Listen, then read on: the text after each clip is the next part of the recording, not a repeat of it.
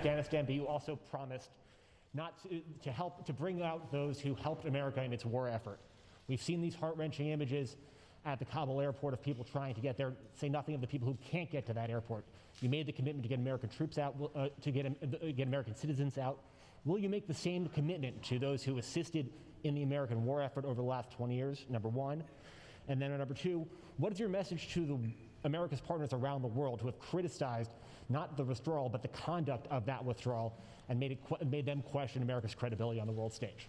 I have seen no question of our credibility from our allies around the world. I've spoken with our NATO allies, spoken with NATO allies, the Secretary of State. Our National Security Advisor has been in contact with his counterparts throughout the world and our allies, as has the General, I keep calling him a General, but my Secretary of Defense. The fact of the matter is, I have not seen that. As a matter of fact, the exact opposite I've gotten. The exact opposite thing is we're acting with dispatch, we're acting committing to what we said we would do. Look, let's put this thing in perspective here. What interest do we have in Afghanistan at this point with Al Qaeda gone? We went to Afghanistan for the express purpose of getting rid of Al Qaeda in Afghanistan, as well as getting Osama bin Laden. And we did. Imagine, just imagine, if that attack, if bin Laden had decided with Al Qaeda to launch an attack from Yemen, would we ever gone to Afghanistan? Would there ever be any reason we'd be in Afghanistan? Controlled by the Taliban? What is the national interest of the United States in that circumstance? We went and did the mission. You've known my position for a long, long time. It's time to end this war.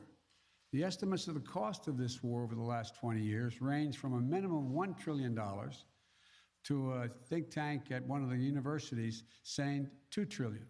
Somewhere between $150 million a day and $300 million a day. The threat from terrorism has metastasized. There's a greater danger from ISIS and Al Qaeda and all these affiliates in other countries by far than there is from Afghanistan. And we're going to retain an over-the-horizon capability that if they were to come back to be able to take them out, surgically move. So this is where we should be. This is about America leading the world. And all our allies have agreed with that. And by the way,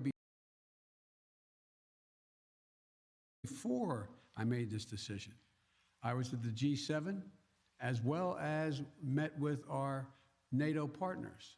And I told them all, every one of them knew and agreed with the decision I made to jointly end our involvement in Afghanistan.